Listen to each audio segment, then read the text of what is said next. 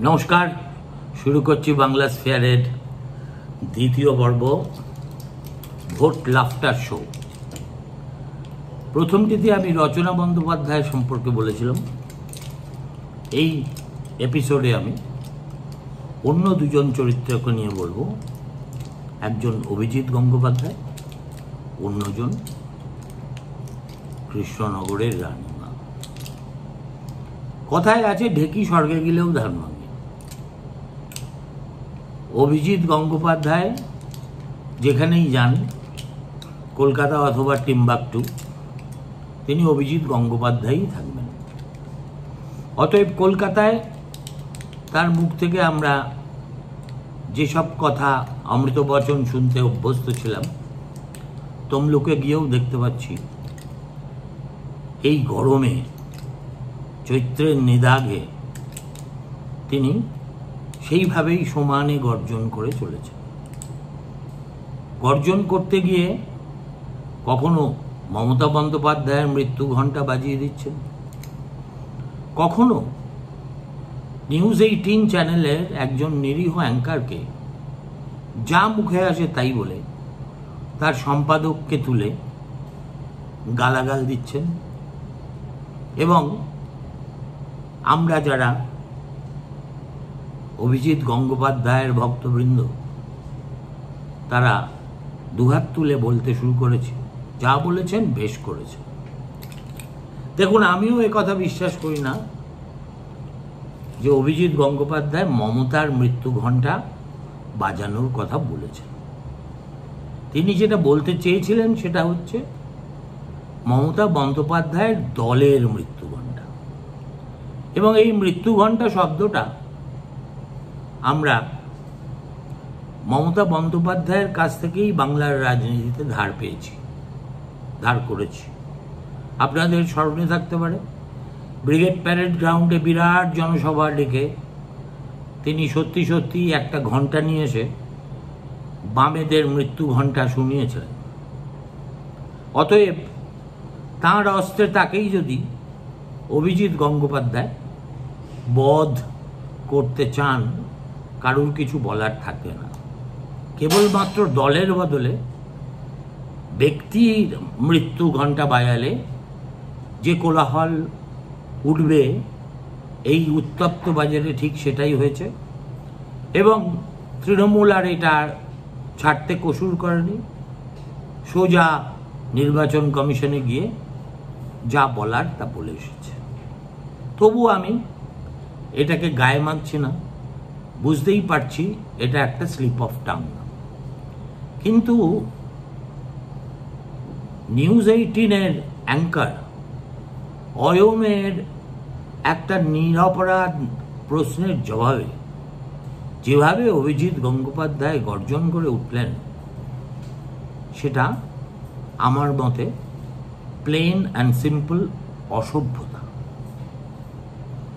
আমি জানি না তিনি কেন নিউজ 18-এর নাম শুনেই প্ররোচিত বোধ করলেন, সেটা তার ব্যক্তিগত সমস্যা। তিনি কি জানেন এই চ্যানেলের মালিককে? তিনি কি জানেন সেই চ্যানেলের মালিক যদি দিল্লিতে 2-4টে টেলিফোন করেন, তাহলেই অভিজিৎ গঙ্গোপাধ্যায়ের এই যে রাজনৈতিক উচ্চাসা, তাতে ঠান্ডা জল ঢালা হয়ে যাবে? আমার মনে হয় প্রার্থী যখন হয়েছেন, অন্তত ভোট না হওয়া পর্যন্ত আর কিছু না পারুন, একটু তিনি প্রাণায়াম করুন। দিনে নিয়ম করে 10-15 মিনিট প্রাণায়াম করুন, অনুলোম বিলোম করুন, দেখবেন তিনি তার মেজাজটাকে নিয়ন্ত্রণে রাখতে চাইছেন। এর বাইরে আমি একে নিয়ে আর কিছু বলছি না। আমি অনেকটা বেশি সময় জুড়ে আলোচনা করব কৃষ্ণনগরের রানীমার কাঁদুনি নিয়ে। এই তো সেদিন তিনি প্রধানমন্ত্রী নরেন্দ্র মোদীর সঙ্গে টেলিফোনে প্রায় 8.5 মিনিট বাক্যালাপ করলেন। বিজেপির সৌজন্যে বঙ্গবাসীদের ঘরে ঘরে সেই ফোনের ক্লিপ পৌঁছে গেল এবং সেখানে আপনারা যদি শুনে থাকেন ক্লাস 2 এর বাচ্চারা যেভাবে হেডমিস্ট্রেসের কাছে গিয়ে কোনো দুষ্টু ছেলে বা মেয়ের বিরুদ্ধে কমপ্লেন করে, অনেকটা সেইভাবে অনুযোগের সুরে তিনি প্রধানমন্ত্রীকে বললেন, मैं कुछ आपको बोल सकती हूँ? তখন বলে হ্যাঁ হ্যাঁ বলিয়ে বলিয়ে। তখন বলছে দেখুন, আমাদের পরিবারকে এই টিএমসির লোকজন গদ্দার বলে অভিহিত করছে। তারা সম্পূর্ণ ভুলে যাচ্ছে এই তল্লাটে কৃষ্ণচন্দ্র রায়ের দানের পরিমাণ কত, কত জমি তিনি কত লোককে দিয়েছেন, এবং তিনি যে এই যে সিরাজউদ্দৌলার বধে ক্লাইভকে সঙ্গ দিয়েছিলেন, এটা তো অন্য কোনো কারণে দেননি।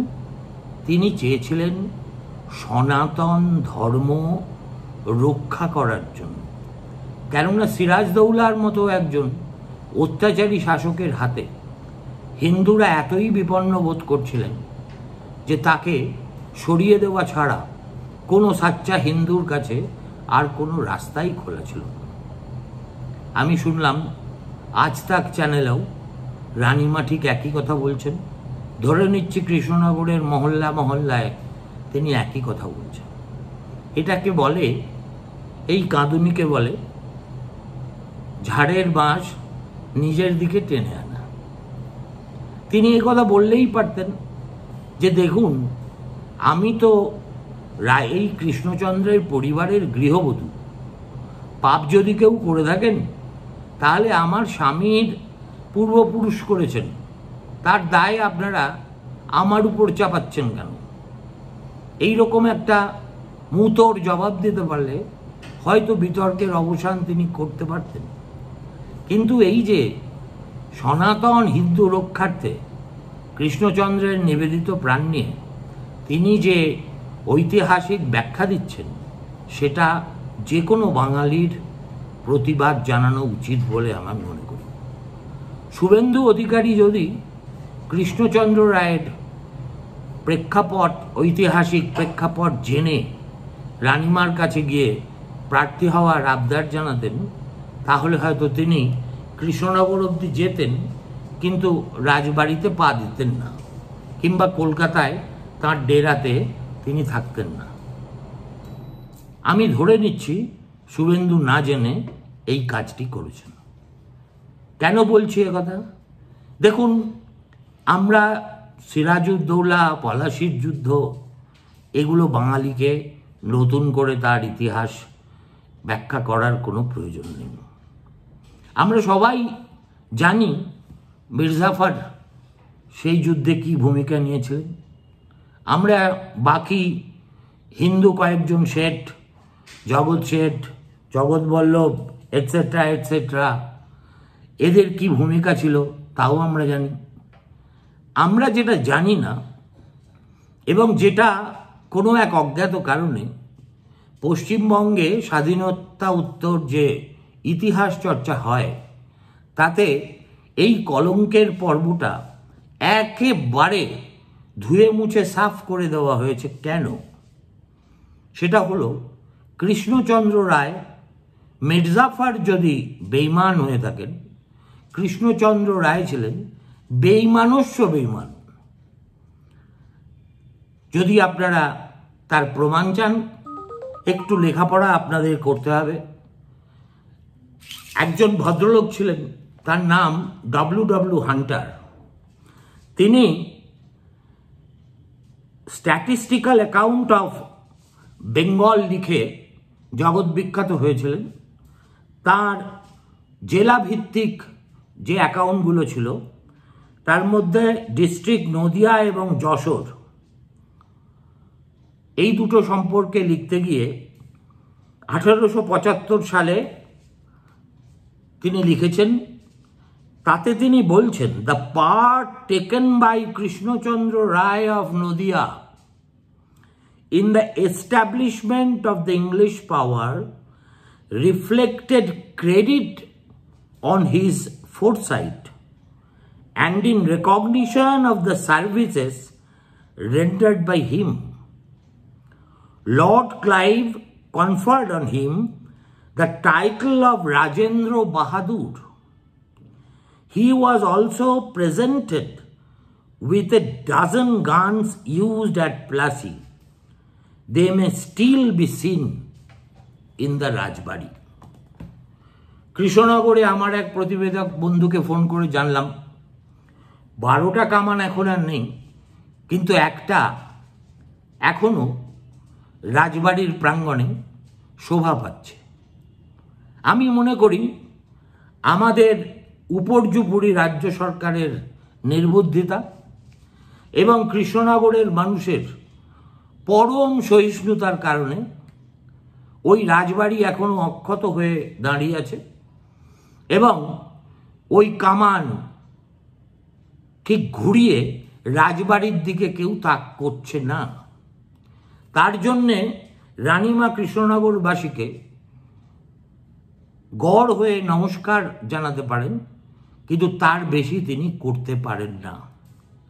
কেননা কৃষ্ণচন্দ্র রায়ের ভূমিকা ওই যুদ্ধে কি ছিল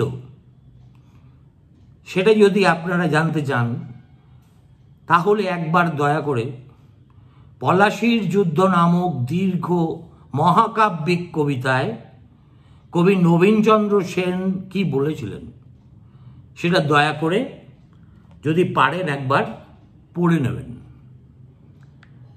এবং নবীনচন্দ্র সেনের এই পলাশীর যুদ্ধ কবিতাকে বঙ্কিমচন্দ্র বলেছিলেন যে বাঙালি এই কবিতা পড়েনি, বাঙালির যে হৃদয় বেদনার কথা এই কবিতায় বিধৃত হয়েছে তার সঙ্গে একাত্মবোধ করেনি, সে বাঙালি নয়। দেখুন, পলাশীর যুদ্ধ সম্পর্কে অনেকে অনেক কিছু বলেছেন, কিন্তু স্বয়ং বঙ্কিম যেটা বলেছিলেন সেটা হচ্ছে এই যে সিরাজউদ্দৌলা শেষ পর্যন্ত হেরে গেলেন, মোহনলাল যুদ্ধে অনেকখানি ইংরেজদের পিছু হটতে বাধ্য করেছিলেন। তা সত্ত্বেও এই দেশজ মির্জাফর, জগৎ শেঠ, রায়বল্লভ ইত্যাদি আমরা যত লোকের নাম জানি, এদের ষড়যন্ত্রের কারণে জগৎ শেঠ, উমিচাঁদ, তারপরে এটসেট্রা অ্যান্ড এটসেট্রা। কৃষ্ণচন্দ্র রায়ের ভূমিকাটা কী ছিল? কৃষ্ণচন্দ্র রায়ই প্রথম তার সভা ডেকে সকলের সঙ্গে পরামর্শ করে বলেছিলেন যে তিনি সিরাজের হাত থেকে মুক্তি চান এবং সেই মুক্তি পাওয়ার একমাত্র উপায় হল ইংরেজদের হাতে এই সুবার প্রশাসনের দায়িত্ব তুলে দেওয়া। কলকাতায় যে ভদ্রলোক ইস্ট ইন্ডিয়া কোম্পানির দায়িত্বে আছেন তার সঙ্গে তার আলাপ আছে, অতএব সভা যদি একমত হয় তাহলে তিনি তার সঙ্গে গিয়ে কথাবার্তা এ ব্যাপারে বলতে পারেন। সেই মতো তিনি কালীঘাটে কালী মন্দির দর্শন করতে আসছেন এই বলে তিনি প্রথমে রবার্ট ক্লাইভের সঙ্গে কথা বলেন, তারপরে মির্জাফর ইত্যাদিদের সঙ্গে বসে ষড়যন্ত্র রচনা করেন এবং তার একমাত্র শর্ত ছিল যে সিরাজউদ্দৌলা সরে গেলে মির্জাফরকে ওই সিংহাসনে বসাতে হবে, তার বেশি কিছু নয়। আমার বক্তব্য হচ্ছে যে ব্যক্তি এই কাজ করতে পারেন তার কোনো বংশধরের, তা তিনি বৈবাহিক সূত্রে বংশধর হন বা না হন, বড় মুখ করে দেশের প্রধানমন্ত্রীর কাছে কাঁদুনি গাওয়া মানায়?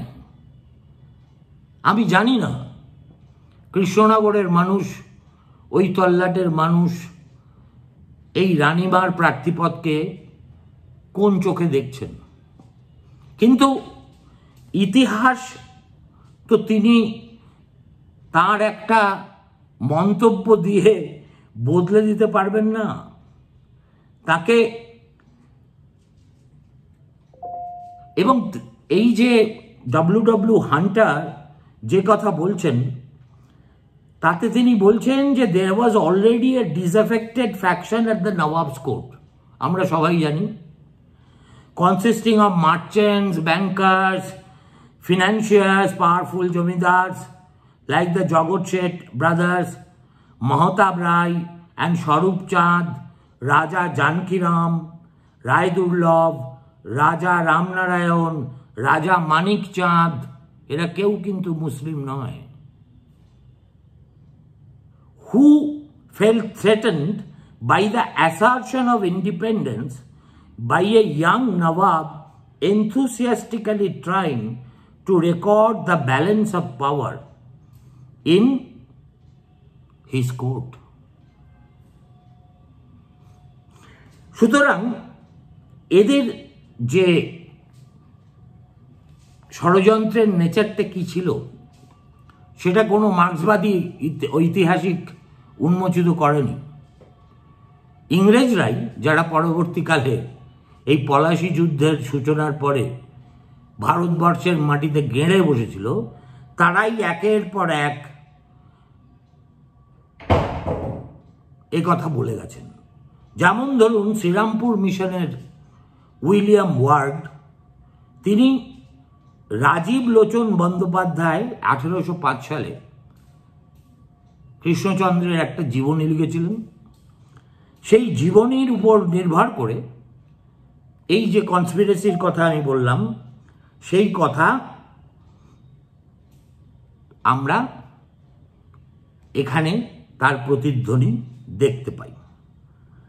আজকে শিবনাথ শাস্ত্রী তিনি পর্যন্ত এই যে রবার্ট ক্লাইভ নজরানা হিসেবে কৃষ্ণচন্দ্রকে 12টা কামান উপহার দিয়েছিলেন, এটা কি তার মুখ দেখে? দেখুন, কামানের সংখ্যা 12 ছিল না, 10 ছিল না, 8 ছিল না, 6 ছিল না, 5 ছিল, সেটা পরের কথা। ইংরেজ যখন একজন জমিদারকে এতগুলো কামান একটা যুদ্ধের পরে দান করে, এবং ইস্ট ইন্ডিয়া কোম্পানির ইংরেজ, ভিক্টোরিয়ার ইংরেজ নয়, তখন বুঝতেই হবে এই দান আসলে নজরানা চোকানো। তার আগে পর্যন্ত কৃষ্ণচন্দ্র নদিয়ার ওই তল্লাটের একজন জমিদার হিসেবে পরিচিত ছিলেন। এরপর থেকে তিনি হয়ে গেলেন রাজা। শুধু তাই নয়, ইংরেজদের দরবারে গেলে তার উদ্দেশ্যে অনেক গান স্যালুট ট্যালুটও দেওয়া হতো। এবার প্রশ্ন হচ্ছে, এইরকম একজনকে প্রার্থী করে বিজেপি কি কৃষ্ণনগরে পার পেয়ে যাবে? যেতে পারে, নাও পারে। কিন্তু মূল কথা হলো যে উনি এই বলেছেন যে সনাতন ধর্ম রক্ষার জন্য কৃষ্ণচন্দ্র ইংরেজের সাথে হাত মিলিয়ে, মীর জাফরের সাথে হাত মিলিয়ে, জগৎ শেঠদের সাথে হাত মিলিয়ে সিরাজউদ্দৌলার পতন অবশ্যম্ভাবী করে তুলেছিলেন। দেখুন, এই সনাতন ধর্ম শব্দটা এখন বহু ব্যবহৃত একটা রাজনৈতিক লব্জে পরিণত হয়েছে, যেটা আমার মতে অত্যন্ত দুর্ভাগ্যজনক। কৃষ্ণচন্দ্র জীবনে কখনো সনাতন ধর্ম রক্ষার্থে কিচ্ছু করেননি। যা তিনি করেছেন সব কিছুই হিন্দু ধর্মের, ব্রাহ্মণতন্ত্রের এবং আপার কাস্ট হিন্দুদের একাধিপত্য প্রতিষ্ঠা করার জন্য যা যা করা যায় তিনি তাই তাই করেছেন। কখনো পণ্ডিতদের উস্কেছেন যাতে তারা একটি নাবালিকা মেয়ে সদ্য বিধবা হওয়া তার বিয়ে কোনো অবস্থাতে না হয়। তার চেয়েও বড় কথা, যশোরের ঠাকুর পরিবারকে তিনি জ্বালাতন করে মেরেছেন। হ্যাঁ, জমি জমা তিনি কিছু দান করে থাকতেই পারেন।